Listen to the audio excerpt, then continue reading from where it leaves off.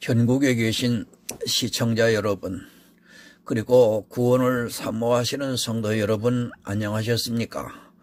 오늘 이 시간에도 변함없이 복음과 율법에서 준비하는 설교 시간입니다. 이 시간에는 309번째 시간으로 신복기운 자의 집이라 칭할 것이니라 라고 하는 신명기에 기록된 말씀을 가지고 여러분들에게 영적으로 설교의 말씀을 드리고자 합니다. 이 시간 함께 해야 할 성경의 본문은 신명기 25장 5절에서 19절이 되겠습니다. 형제가 동거하는데 그중 하나가 죽고 아들이었거든 그 죽은 자의 아내는 나가서 타인에게 시집가지 말 것이요 그 남편의 형제가 그에게로 들어가서 그를 취하여 아내를 삼아 그의 남편의 형제된 의무를 그에게 다 행할 것이요 그 여인이 낳은 첫 아들로 그 죽은 형제의 후사를 잊게 하여 그 이름을 이스라엘 중에서 끊어지지 않게 할 것이니라. 그러나 그 사람이 만일 그 형제의 아내 취하기를 즐겨 하지 아니하거든 그 형제의 아내는 그 성문 장로들에게로 나아가서 말하기를 내 남편의 형제가 그 형제의 이름을 이스라엘 중에 잊기를 싫어하여 남편의 형제된 의무를 내게 행치 아니하나이다 할 것이요 그 성읍 장로들은 그를 불러다가 이를 것이며 그가 이미 정한 뜻대로 뜻대로 말하기를 내가 그 여자 취하기를 즐겨 아니하노라 하거든 그 형제의 아내가 장로들 앞에서 그에게 나아가서 그의 발에서 신을 벗기고 그 얼굴에 침을 뱉으며 이르기를 그 형제의 집 세우기를 즐겨 아니하는 자에게는 이같이 할 것이라 할 것이며 이스라엘 중에서 그의 이름을 신 벗기운 자의 집이라 칭할 것이니라. 아멘. 사랑과 은혜가 많으신 아버지 하나님 감사합니다. 이 시간도 영생의 말씀을 전하고자 인도해 주시는 것을 감사합니다. 특별히 오늘 이 본문의 말씀은 교회에서 설교하기를 꺼려하는 말씀 중에 하나입니다. 왜 그런가 하면 이것이 도덕적으로나 윤리적으로 도저히 이 시대에 맞지 아니함으로 인하여 이 말씀을 설교하지를 아니하고 있습니다. 그러나 오늘 복음과 율법에서는 이 말씀을 설교하고자 합니다. 이 형수의 계대법의 의미는 구원받은 집에 여자가 시집을 왔는데 그 여자가 구원을 얻지 못하고 있다면 그 동생이 그에 대한 의무를 해야 한다는 그러한 말씀입니다. 이 말씀을 문자적으로 보면 도저히 설교하기가 부끄러울 것이요. 그러나 이 말씀을 영적으로 구원에 대한 문제라고 하면 얼마든지 설교를 하여 은혜를 끼치며 깨닫고 구원에 이르는 하나님의 자녀들이 탄생될 수 있는 정말 소중한 말씀임을 오늘 하나님 전하고자 합니다. 성령께서 함께 해 주심으로 인하여 전하고 듣는 자가 한 마음으로 깨달아 구원에 이르는 지혜로운 시간이 될 수 있도록 하나님 함께 하여 주시옵소서. 예수 그리스도의 이름으로 기도드리옵나이다. 아멘. 성도 여러분, 세상이 변했습니다. 성경에는 이 시대 사람들이 도무지 이해하기 힘든 말씀들이 많이 기록되어 있습니다. 물론 성경에 기록되었던 그 당시의 풍습으로는 아무 문제가 없지만 지금 이 시대 그 풍습을 그대로 적용한다면 심각한 문제가 발생될 수 있습니다. 여러분, 다시 또 말씀드리겠습니다. 성경은 메타포입니다. 그것을 문자 그대로 보면 도저히 이해가 안 되는 일이지만 그렇다고 해서 말씀을 우리가 버려서는 절대로 안 됩니다. 성경에 기록된 어느 한 말씀이라도 그냥 버려서는 안 되며 우리는 그 안에서 하나님의 뜻을 발견하도록 해야 합니다. 물론 문자 그대로를 적용을 해서 지금 이 시대에 그대로 행하는 것 역시 심각한 문제가 될 수 있습니다. 율법이 많이 있습니다. 그 율법을 이 시대에 그대로 적용을 하면 아마도 사회적인 문제를 야기시킬 수 있을 것입니다. 율법은 폐해졌습니다. 그러나 율법을 기록한 목적을 우리가 바로 알아야 합니다. 또한 율법 속에서 하나님께서 우리에게 원하시는 뜻이 무엇인가를 찾아야 합니다. 사실 율법 하나하나는 정말 오묘한 하나님의 뜻이 담겨져 있습니다. 목사입니다. 그리고 성경을 본다고 연구한다고 노력을 하고 있습니다.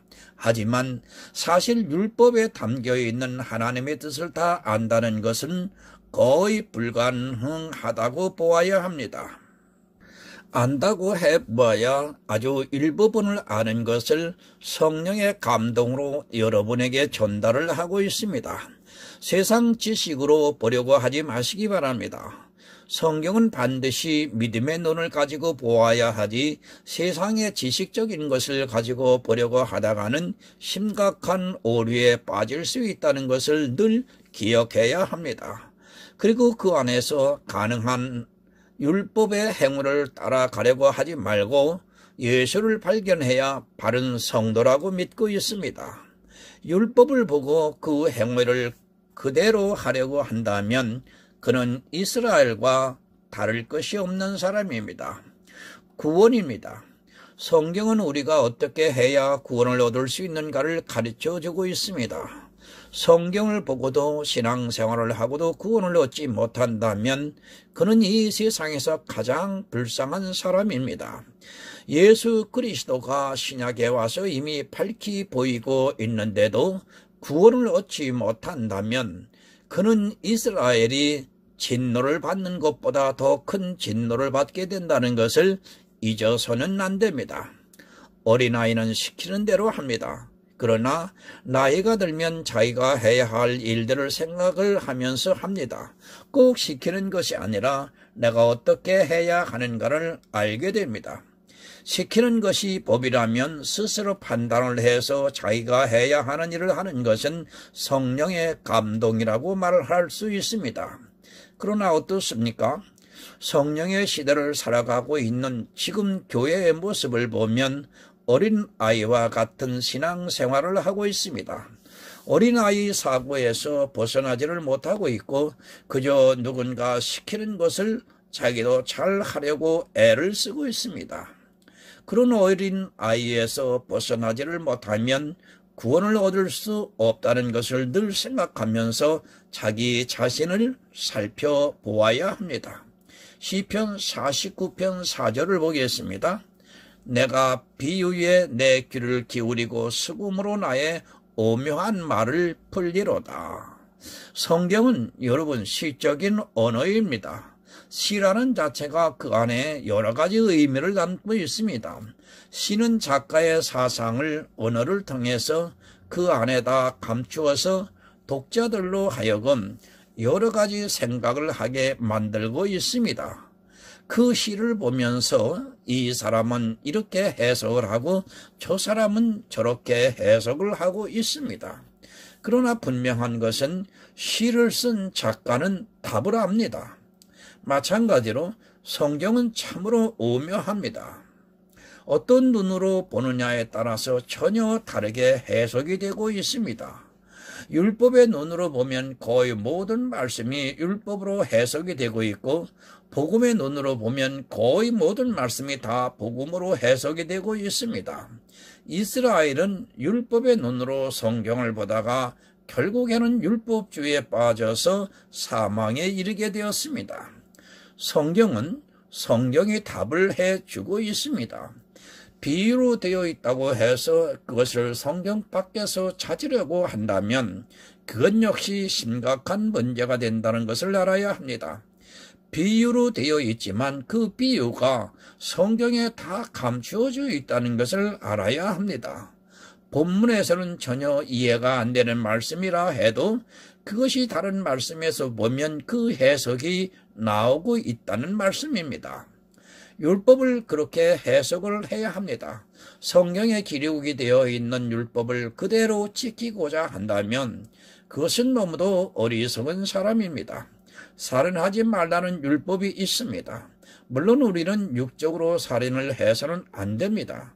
그러나 그 살인을 그저 육적인 살인으로 보고 있다면 그는 성경에서 말씀하고자 하는 그 율법을 기록한 의미를 모르고 있는 사람입니다. 성경에 얼마나 많은 육적인 살인이 기록되어 있습니까? 만약 그것이 문제가 된다면 다윗도 그렇고 솔로몬도 그렇고 이스라엘의 역대 왕들은 구원을 못 받을 것입니다. 아니, 이스라엘 역대 왕뿐 아니라 아브라함도 자기 조카 롯을 구하기 위해서 집에서 기르던 사람들을 데리고 가서 전쟁을 해서 다시 구해왔습니다. 바로 아셔야 합니다. 아브라함이 한 살인은 어쩔 수 없는 살인이고 가인이 한 살인은 벌을 받아야 하는 살인이라고 생각을 하지 마시기 바랍니다. 하나님의 법은 똑같은 살인이라는 것을 분명히 깨달아야 합니다. 아무리 그것이 정당성이 있다 해도 역시 살인은 살인인 것입니다. 야곱의 12 아들은 어떻습니까? 야곱의 딸 디나로 인하여 그 부족을 모두 몰살을 시키는 살인을 했다는 것을 우리가 잘 알고 있습니다. 만약 육적인 살인이 문제가 된다면, 아니 그것 때문에 하나님께서 살인을 하지 말라는 율법을 기록하셨다면 야곱의 12 아들은 구원을 받을 수 없습니다. 물론 우리는 어떠한 경우에서라도 살인을 해서는 안 됩니다. 그러다 보니까 어떻습니까? 이 시대 일부 이단의 교회에서는 군대를 안 가고 있습니다. 그 율법을 지키기 위해서 총을 잡는 것을 거부를 하고 있고 그들은 차라리 감옥을 가는 한이 있더라도 살인하지 말라는 율법을 지키기 위해서 그렇게 하는 것을 볼 수 있습니다. 얼마나 어리석습니까? 이스라엘이 전쟁을 한 번도 안 했습니까? 대적들이 쳐들어왔을 때 그들은 싸우지 않았습니까? 이렇게 율법주의자들은 스스로 모순에 빠져드는 것을 볼 수 있습니다. 성경에서 말씀을 하고 있는 그 의미를 모르다 보니까 그것을 문자적으로 그리고 육적으로 생각을 하고 있고 스스로 사회에서 고립이 되고 있는 것을 볼 수 있습니다. 비유를 모릅니다. 그 안에 담겨져 있는 뜻을 전혀 모르고 있습니다. 그러다 보니까 그저 문자적으로 행동을 하고 있는 것을 보게 됩니다. 그런 그들이 오늘 본문의 말씀은 어떻게 하고 있는지 정말 궁금합니다. 본문을 그대로 한다고 하면 아마도 그들은 질색을 할 것이 뻔합니다. 율법주의자들의 특성입니다. 자기들 스스로 모순에 빠져 있으면서도 그것을 깨닫지 못하고 있습니다. 아마 이 시대 율법을 지키고 있다고 하는 그들도 이 본문의 말씀을 그대로 하지 않고 있을 것이 뻔합니다. 자기 형이 죽었는데 그 동생이 형세를 취해서 아들을 낳게 하는 이 말씀을 그대로 하라고 가르치는 교회는 여러분 하나도 없을 것입니다. 그런데도 율법을 지키고 있습니다. 아니 철저하게 율법을 지켜야 한다고 주장을 하고 있습니다. 율법을 지키려면 모든 것을 항상 다 지켜야 한다는 것을 잊지 마시기 바랍니다. 율법을 지키는 사람들은 자기 스스로 모순에 빠져 있는데도 그것을 전혀 깨닫지를 못하고 있고 심지어는 자기가 지키고 있는 율법의 행위가 믿음이라고 말도 안 되는 주장을 하고 있습니다. 본문 5절을 보겠습니다. 형제가 동거하는데 그중 하나가 죽고 아들이 없거든 그 죽은 자의 아내는 나가서 타인에게 시집가지 말 것이요 그 남편의 형제가 그에게로 들어가서 그를 취하여 아내를 삼아 그의 남편의 형제된 의무를 그에게 다 행할 것이요. 여러분, 지금 상식으로는 도저히 있을 수 없는 일입니다. 그렇다고 우리가 이 율법에 대해서 성경에서 지워버려야 합니까? 만약 이 율법을 성경에서 지우려고 하고 또 이 율법에 대해서 전하지 않는 사람이 있다면 그는 성경을 모르는 사람이요 또 하나님의 뜻을 저버리는 사람이라는 것을 잊어서는 안 됩니다. 그 죽은 자의 아내는 타인에게 시집을 가지 말라고 말씀을 합니다. 이 율법을 어떻게 해야 합니까? 우리가 이것을 문자적으로만 본다면 심각한 문제가 되고 또 고민이 안 될 수 없습니다. 어떻게 자기 형수에 들어가서 그녀에게 아들을 낳게 할 수 있습니까? 또 계속해서 딸을 낳으면 아들을 낳을 때까지 형수와 함께 살아야 합니다. 만약 그렇다면 자기 아내가 가만히 있겠습니까? 그런데 성경은 의무라고 말씀을 하고 있습니다. 당연히 해야 하는 일이라고 말씀을 하고 있는 것입니다. 해도 되고 안 해도 되고 하는 것이 아니라 당연히 해야 하는 일이라는 말씀입니다. 만약 형수와 자기가 정말 나빴다면 이 당연히 해야 하는 일을 너무도 큰 고역이 아닐 수 없습니다. 가혹합니다. 아무리 율법이라고 하지만 정말 하기 싫을 수 있습니다. 그런데 이것이 형제의 의무라고 성경에서는 말씀을 하고 있습니다. 그러나 우리가 알아야 하는 것이 있습니다. 이것은 의무입니다.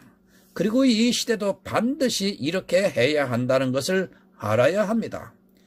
이렇게 하지 않는 사람은 복음을 거절하는 자요 하나님의 뜻을 외면하는 자입니다. 율법은 여러분 폐해졌습니다.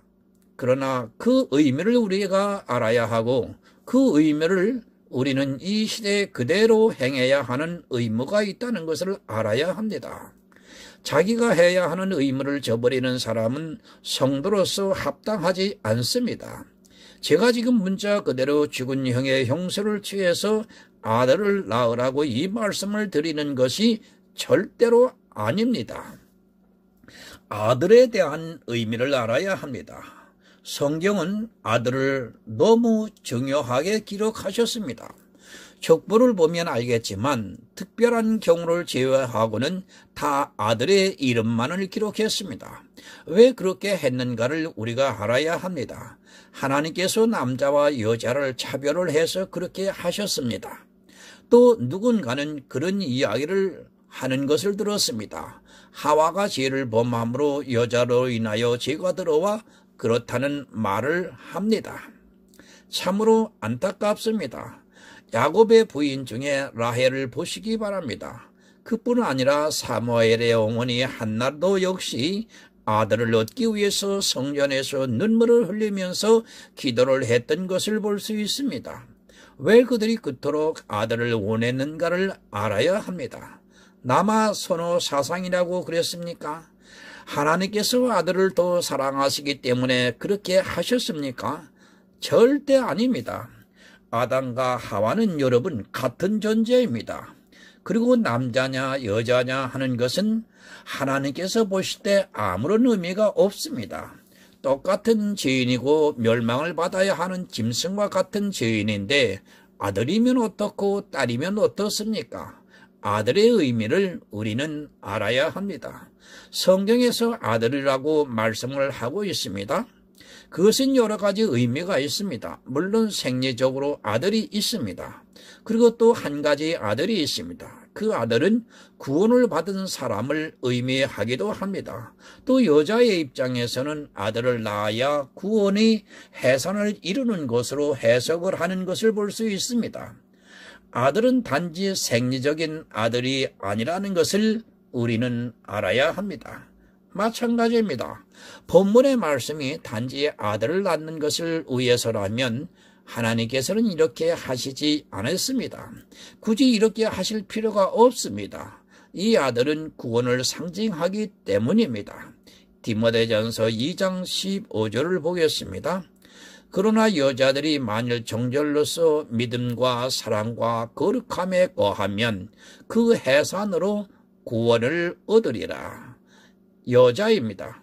이 여자는 아직 구원을 못 받은 상태를 말씀을 하고 있습니다. 지금 성경에 생리적인 여자를 말씀하는 것이 아니라 교회 안에서 구원을 얻지 못한 사람을 여자로 말씀을 하고 있습니다. 이 여자가 정절로서 믿음과 사랑과 거룩함에 거하면 그 해산으로 구원을 얻으리라고 말씀을 하고 있습니다.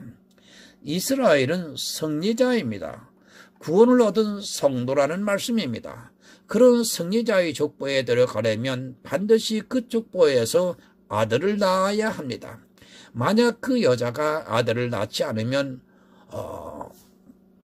족보에 들어갈 수 있는 아들이 없다는 것은 다른 의미로 구원을 얻지 못한다는 의미이기도 합니다. 형수에게 아들을 낳아주는 것은 의무입니다. 무슨 말씀이냐 하면 구원을 받은 집안에 여자가 시집을 왔는데 그 여자가 구원을 얻지 못하고 있다면 그 동생이 그것에 대한 의무를 해야 한다는 말씀입니다. 그것은 단지 아들이 아니라 구원을 상징하는 것이기 때문에 의무라고 말씀을 하고 있습니다. 반드시 이스라엘의 백성이라면 자기 집에 들어온 여자가 구원을 받게 해야 한다는 말씀입니다. 형이 죽었습니다.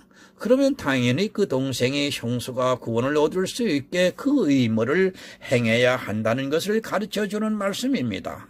이스라엘의 실제 아들을 낳는 것을 비유로 해서 지금 우리가 어떻게 해야 하는가를 가르쳐주고 있습니다. 이 문제는 꼭 집안의 문제가 아닙니다. 친척과 같이 지내는 사람이 있는데 그 형이 죽었습니다. 그러면 그 형수가 구원을 이룰 수 있게 동생 된 자는 의무를 다 해야 합니다. 본문 6절을 봅니다. 그 여인의 낳은 첫 아들로 그 죽은 형제의 후사를 잊게 하여 그 이름을 이스라엘 중에서 끊어지지 않게 할 것이니라. 첫 아들로 그 죽은 형의 후사를 잊게 하라고 말씀을 하고 있습니다. 사실 우리 인생이 후사를 잊고 안 잊고 하는 것이 무엇이 그리 중요하겠습니까?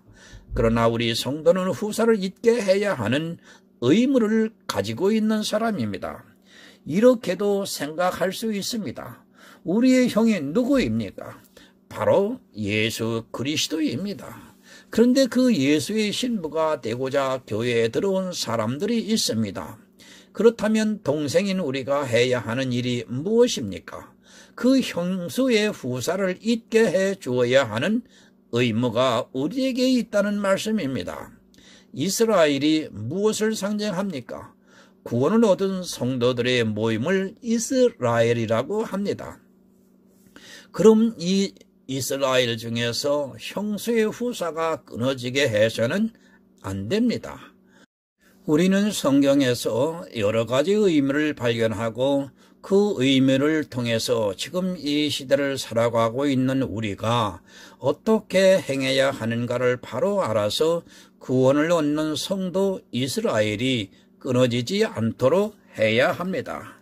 아들은 여러분 구원을 상징합니다. 그래서 라헬의 경우 야곱에게 아들을 낳게 해달라고 하면서 그렇지 않으면 자기가 죽겠다고 말합니다. 야곱이 내가 하나님이냐 하면서 화를 내는 것을 성경에서 우리는 볼 수 있습니다. 아들은 그냥 생리적인 남자 아이를 낳는 것을 말하는 것이 아닙니다. 라헬에게 있어 야곱은 예수 그리스도를 상징하고 있습니다. 그러니까 죽겠다고 합니다. 실제 야곱의 아들을 낳지 못한다면 라헬은 죽은 것이나 마찬가지라는 것을 알아야 합니다. 야곱을 통해서 반드시 아들을 낳아야 합니다. 마찬가지로 우리 역시 예수 그리스도로 말미암아 우리 안에 새 생명이 탄생이 되어야 한다는 말씀입니다. 후사입니다. 이 땅의 후사가 아니라 하늘의 후사입니다. 내 안에 그리스도의 영이 탄생이 되어야 이스라엘의 후사, 하늘의 후사가 탄생이 되는 것입니다. 그것은 그리스도의 영이기도 합니다. 단지 아들을 낳고 안 낳고 하는 것은 여러분 중요하지 않습니다. 이스라엘은 예수 그리스도를 상징하는 것이고 당연히 형수가 아들을 낳아야 합니다. 그것은 그 동생의 의무입니다. 예수 안에서 우리는 형제입니다. 그런데 누군가 아들을 낳지 못한다면 그 동생이 반드시 아들을 낳게 해 주어야 합니다. 예수 그리스도의 영이 탄생이 되게 해 주어야 한다는 말씀입니다. 그것은 이 시대를 살아가고 있는 성도의 의무이며 그 의무를 성실히 이행하지 않는 사람은 이스라엘로서 자격이 없습니다. 본문 7절을 봅니다. 그러나 그 사람이 만일 그 형제의 아내 취하기를 즐겨하지 아니하거든 그 형제의 아내는 그 성문 장로들에게로 나아가서 말하기를 내 남편의 형제가 그 형제의 이름을 이스라엘 중에 잊기를 싫어하며 남편 된 형제 된 의무를 내게 행치 아니하나이다 할 것이요. 여러분, 의무입니다. 그런데 그 의무를 행치 아니하려고 하는 사람이 있다면 여자는 성읍 장로들에게 가서 내 남편의 형제가 이스라엘 중에 그 형제의 이름을 잊기를 싫어하여 형제된 의무를 행치 아니한다고 주장을 하라고 말씀을 합니다. 참으로 중요한 말씀입니다. 천국 백성이 되게 해야 합니다. 그런데 그것을 원치 아니하는 사람이 있다는 말씀입니다. 더구나 그 형제가 그것을 원치 아니하면 장로들을 청하여 자기의 억울함을 호소하라고 말씀을 하고 있습니다. 여자가 구원을 아직 얻지를 못했는데 그 형제가 구원에 대해서 의무를 하지 않고 있다면 이 여자는 장로들을 청하여 그것을 요구할 수 있다는 말씀입니다. 구원을 받게 해야 합니다. 이스라엘 중에 대가 끊기지 않게 해야 합니다. 더구나 형제라면 그것을 해야 할 의무가 있습니다. 형이 죽어서 과부가 되어 있는 형수의 구원을 책임을 지지 못한다면 그것은 형수가 동생에게 당연히 요구할 권리가 있다는 말씀입니다. 교회 안에 있지만 아직 구원에 대한 확신이 없는 사람들이 어떻게 해야 하는가를 잘 가르쳐주고 있습니다. 구원에 확신이 없습니다. 이스라엘 중에 대를 잇지 못하고 있습니다. 천국 백성이 아직 되지 못했다는 말씀입니다. 그렇다면 당연히 자기 권리를 찾아야 합니다. 여자이면서도 자기 권리를 찾지 못하면 그것은 어쩔 수가 없습니다. 내가 구원을 받기 위해서는 죽은 남편의 동생에게 그것을 요구할 수 있는 권리가 있다는 말씀입니다. 그런데 어떻습니까? 자기 안에 새 생명이 없는데도 가만히 있습니다. 자기 권리를 찾지를 못하고 있는 여자들이 오늘날 교회 안에 수두룩합니다. 당연히 이스라엘 형제 중에 하나에게 형제의 의무를 하라고 요구를 해야 합니다. 그런데도 그것을 깨닫지를 못하고 있습니다. 아니, 이 시대는 자기가 그런 여자이면서 깨닫지를 못하고 있고 자기 안에 새 생명을 어떻게 탄생시켜야 하는가를 전혀 모르고 있습니다. 본문 8절입니다. 그 성읍 장로들은 그를 불러다가 이를 것이며 그가 이미 정한 뜻대로 말하기를 내가 그 여자 취하기를 즐겨 아니하노라 하거든 그 형제의 아내가 장로들 앞에서 그에게 나아가서 그의 발에서 신을 벗기고 그 얼굴에 침을 뱉으며 이르기를 그 형제의 집 세우기를 즐겨 아니하는 자에게는 이같이 할 것이며 여러분, 의무입니다. 이것은 하지 않아도 되는 것이 절대 아닙니다. 내가 구원을 받은 이스라엘의 백성입니다. 이것은 표면적입니다. 그런데 이 사람이 그 형수에게 아들을 낳아주는 것을 거절한다는 것은 내가 복음을 가지고 있는데 당연히 복음을 전해서 그로 예수 그리스도의 영이 탄생이 되게 해야 하는 의무가 있는데 자기 마음에 싫다고 거절을 하면 이렇게 하라고 하는 말씀입니다. 복음 전하는 것을 여러분 절대 거절하지 마시기 바랍니다. 그 사람이 복음이 있는데 만약 그것을 전하기를 거절하고 있다면 그는 당연히 이스라엘에게 수치를 당하게 됩니다. 당연히 해야 하는 의무인데도 더구나 과부가 된 형수가 그것을 가르쳐 달라고 하는데 그 의무를 하지 않는다면 그가 가지고 있는 복음이 거짓이 될 수밖에 없습니다. 그에게서 신을 벗기라고 하고 있습니다. 이 신을 벗기는 의미가 무엇인가를 성경에서 찾아보겠습니다. 단지 우리가 신고 있는 신이 아니라 너무도 중요한 의미가 있습니다. 에베소서 6장 15절입니다. 평안의 복음에 예비한 것으로 신을 신고 복음을 벗기라고 합니다. 평안의 복음을 예비한 것으로 신을 신고 있는데 그 신을 벗기라고 말씀을 하고 있습니다. 그가 가지고 있는 복음은 거짓이 되고 만다는 것입니다. 그는 이스라엘이 될 수 없다는 말씀입니다. 이 문제는 두 가지를 의미하고 있습니다. 하나는 동생입니다. 그리고 또 하나는 과부가 된 형수입니다. 두 사람이 자기들이 어떻게 해야 하는가를 잘 가르쳐주고 있습니다. 여러분, 이스라엘은 교회입니다. 그 교회 안에 형제로 살아가는 우리가 어떻게 해야 하는가를 가르쳐주고 있습니다. 여자의 입장이 있고 또 형의 동생의 입장이 있습니다. 여자는 당연히 아들을 낳아야 합니다. 동생이 있는데도 그 아들을 낳는 것을 게을리하면 그는 이스라엘에서 대를 잇지 못하게 되어 천국 백성이 되지 못할 것입니다. 아직 구원의 확신이 없고 자기 안에 그리스도의 영이 없는데도 그것을 모르고 그냥 있다는 것은 이스라엘의 대를 잇는 것을 게을리한 여자입니다.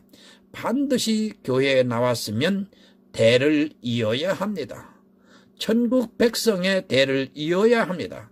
그것은 복음을 믿음으로 해서 자기 안에 그리스도의 영이 탄생이 되게 해야 한다는 말씀입니다. 이것은 자기 권리입니다. 그런데 이 권리를 행사를 하지 못한다면 그는 어리석은 여자입니다. 결국 구원을 받지 못하고 버림을 받게 된다는 말씀입니다. 당연히 이스라엘 집에 시집을 왔으면 아들을 낳아야 합니다. 교회에 나왔으면 예수 그리스도로 인하여 새 생명이 탄생이 되어야 합니다. 그런데 모릅니다. 자기에게 아들이 있는지 없는지조차 모르고 자기 권리도 찾지를 못하고 살아가고 있는 사람들이 오늘날 너무 많이 있습니다. 자기가 천국 백성으로 대를 잇는 것을 너무도 당연한 권리인데도 불구하고 자기에게 아들이 있는지를 모르고 있고 그것이 권리라는 것을 전혀 모르고 있습니다. 또 하나는 여러분 동생입니다. 그는 이스라엘입니다. 이스라엘이라는 말씀은 복음을 가지고 있는 자라는 말씀입니다. 자기 집안을 구원해야 하는 의무가 있습니다. 그런데 그 의무를 이행하지 않으려고 하는 사람이 있습니다. 자기 개인의 생각으로 좋고 나쁨을 판단을 해서 자기와는 아무 상관이 없이 형의 아들이 된다고 하니까 자기의 의무를 다하지 않고 있다면 그것은 심각한 문제입니다. 복음이 있다면 그렇게 하지 않을 것입니다. 어떻게 하든지 자기 형의 대를 잇게 해주려고 할 것입니다. 죽은 형의 대를 잇게 해서 천국 백성으로 살아가게 하려고 할 것입니다. 그러나 그것을 거절하고 있다는 것은 사실 복음이 없다는 증거이기도 합니다. 아니, 그 의무를 다하고 있지 않다면 사실 그에게는 복음이 없는 사람입니다. 겉으로는 이스라엘로 살아가고 있지만 실제 하늘의 성도는 아니라는 말씀입니다. 침을 뱉으라고 합니다. 이것은 수치를 말씀을 하고 있습니다. 이스라엘로 살아가고 있지만 그는 수치를 당해야 하는 사람입니다. 평안의 복음의 신을 벗기게 되면 그는 더 이상 이스라엘이 아니라 수치를 당해야 하는 자라는 말씀입니다. 구원을 받을 수 없다는 말씀입니다. 물론 구원은 탈락이 되는 것이 아닙니다. 그러나 이 말씀은 복음이 있는 성도라면 그렇게 하지 않는다는 것을 가르쳐주는 것이지 실제 그렇게 하고 있다면 그는 이미 그전부터 복음이 없던 사람이라고 보아야 맞습니다. 그러기에 침을 뱉고 수치를 당하게 하는 것입니다. 이미 신을 벗길 때 그에게 평안의 복음은 사라졌습니다. 아니, 그렇게 하고 있다는 자체가 복음이 없다는 증거인 것입니다. 본문 10절을 보겠습니다. 이스라엘 중에서 그의 이름을 신벗기운 자의 집이라 칭할 것이니라. 신벗기운 자의 입니다. 평안에 복음이 없는 자의 집이라는 말씀입니다. 복음이 없다면 그 집은 구원을 받을 수 없습니다. 교회 안에 들어와 있는 과부를 구원하지 못하는 사람, 과부에게 구원의 확신을 주지 못하고 있는 사람이 있다면 그는 신이 벗기운 집의 사람입니다. 복음이 없는 사람입니다. 우리는 반드시 내 주변에 있는 과부에게 평안의 복음을 전해서 그로 구원을 얻게 해야 합니다. 교회가 그것을 하지 못하고 있다면 그 교회는 신이 벗기운 교회가 됩니다. 평안의 복음으로 신을 신겨서 과부가 편안을 누리며 구원의 기쁨으로 살아가야 하는데 그것을 하지 못하고 있다면 그것은 신이 벗기운 집의 사람인 것입니다. 룻기서 4장 1절을 한번 보겠습니다. 보아스가 성문에 올라가 서서 거기 앉았더니 마침 보아스의 말하던 기업 물을 자가 지나가는지라 보아스가 그에게 이르되 아무여 이리 와서 앉으라. 그가 와서 앉으매. 여러분, 이름이 없습니다. 보아스가 룻의 기업을 물을 자에게 기업을 물러 달라고 하니까 그 의무를 다 하지 않았습니다. 성경은 그를 아무라고 말씀을 하고 있습니다. 보아스는 그 의무를 다 해서 다윗의 족보에 들어가 있는데 이 형제는 그 의무를 다 하지 않아서 아무라고 합니다. 그 이름이 천국에 기록이 안 된다는 것을 가르쳐주고 있습니다. 의무를 다 하시기 바랍니다. 성도로서 의무를 다 하지 않는 사람이 있다면 그는 복음이 없는 사람입니다. 내가 복음이 있다면 당연히 형의 부인인 과부가 되어 있는 형수에게 이스라엘의 대를 잇게 해 주어야 합니다. 그 의무를 다 하지 않는 사람을 성경은 아무개라고 말씀을 하고 있습니다. 이름이 기억이 없습니다. 여러분, 내 이름이 천국에 기록이 되어야 합니다. 아무라는 이름은 결국 구원을 받지 못한다는 것을 가르쳐주고 있습니다. 과부가 되어 있는 여자가 어떻게 해야 하는가를 성경이 가르쳐주고 있고 또 이스라엘의 무리, 이 시대 교회 안에 있는 교인 중에 과부가 있을 때 그에게 어떻게 해 주어야 하는가를 가르쳐주는 말씀입니다. 당연히 아들을 낳게 해 주어야 합니다. 그리스도의 영이 탄생되게 해야 한다는 것입니다. 이것을 신약에서는 뭐라고 말씀을 하고 있습니까? 예수님께서 니고데모에게 분명하게 말씀합니다. 다시 태어나야 된다고 이야기를 하고 있습니다. 여러분, 과부가 교회에 들어왔는데 그 과부로 아들을 낳게 하지 못하고 있다면 그는 결국에는 아무가 되고 말 것입니다. 우리 성도는 예수 그리스도를 찾아온 교회 안에 들어온 사람들에게 복음으로써 아들이 되게 해야 하는 의무를 가지고 있습니다. 그 일을 하라고 지금 가르쳐주고 있습니다. 나로 인하여 과부가 이스라엘의 대를 잇게 된다면 그것은 주님의 영광이 되는 일입니다. 자기의 의무를 성실히 이행하는 성도가 되셔서 천국에서 모든 축복을 누리시기를 오늘 예수 그리스도의 이름으로 부탁을 드립니다. 살아계셔서 오늘도 역사하시는 영원하신 우리 모두의 아버지 하나님 감사합니다. 오늘 이 형수의 기대법에 대해서 또 말씀을 전했습니다. 이것은 거듭나게 하시는 것의 비유법입니다. 이스라엘의 의미는 구원을 얻은 성도들의 모임이라고 분명히 말씀을 전했습니다. 하나님, 영적인 이스라엘 백성으로 살아간다면 당연히 교회 안에 초신자인 여자에게 예수 그리스도를 가르쳐서 믿고 구원에 이를 수 있는 이 일을 잘 감당해야 하는 것이 교회의 사명이요 모습입니다. 그런데도 불구하고 이 말씀을 깨닫지를 못함으로 인하여 아직도 율법에서 헤어나오지를 못하고, 아니 율법에서 헤어나오지 못하는 것이 아니라 이 구약의 이스라엘 백성들보다도 더 많은 율법주의에 빠져 사망의 길로 가고 있습니다. 하나님, 이 안타까운 모습을 언제까지 이어가야 하려는지요. 하나님, 복음에 충만한 자들을 보내주셔서 한국의 교회 안을 말씀으로 정화하여 깨달아 구원에 이르는 지혜로운 교회들이 될 수 있도록 하나님 역사하여 주시옵소서. 복음과 율법을 통해서 계속적으로 하늘의 영원한 생명의 메시지가 전해질 수 있도록 또한 함께하여 주시옵소서. 예수 그리스도의 이름으로 기도드리옵나이다. 아멘.